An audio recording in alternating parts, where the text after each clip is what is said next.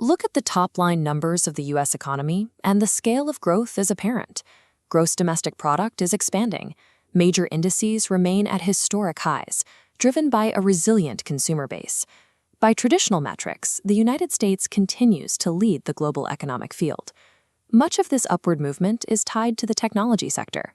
Artificial intelligence and corporate expansion are driving market valuations to record levels, creating a surge of activity across major industries. On the trading floor, that growth manifests as high-velocity capital flow. Billions of dollars move daily as investors participate in the rally, reinforcing a cycle of continuous wealth creation.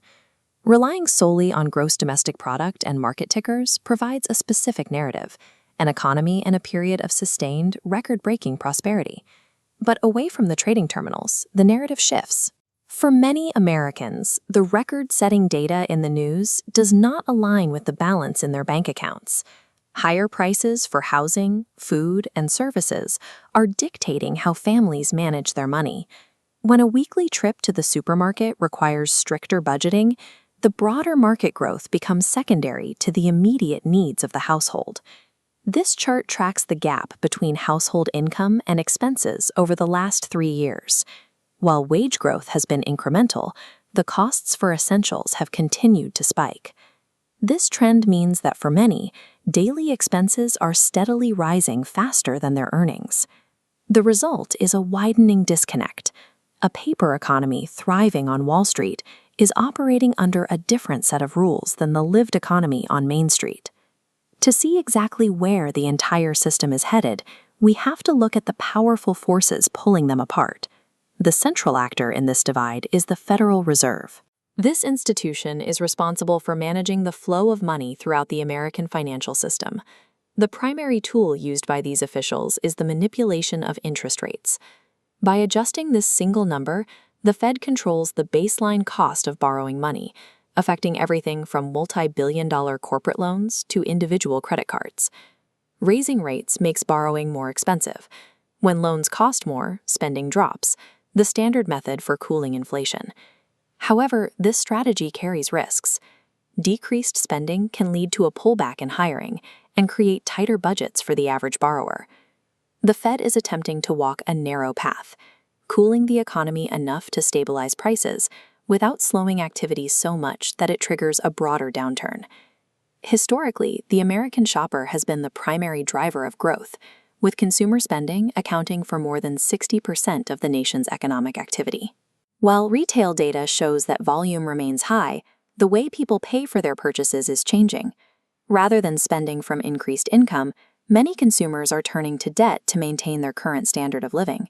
This reliance on debt makes the consumer particularly vulnerable to the Fed's interest rate policy. Carrying a credit card balance becomes significantly more expensive when rates are high, increasing the financial pressure on the very families using credit to bridge the gap. As minimum payments take up a larger share of a household's take-home pay, discretionary spending begins to contract. This reduction in purchasing power eventually impacts the revenue streams that businesses across the country rely on. An economy heavily supported by credit is sensitive to shifts in confidence. If the cost of servicing that debt becomes too high, the resulting pullback in spending could create a sudden ripple effect across the retail sector. This sensitivity is most apparent in the housing market, where the cost of borrowing has reached a multi-decade high. High rates create a lock-in effect. Homeowners with older, low rates choose not to sell, limiting supply. This keeps property prices high even as buyer demand cools. Consequently, existing owners see property values rise, while first-time buyers are completely priced out. For decades, housing was the primary vehicle for building wealth in America.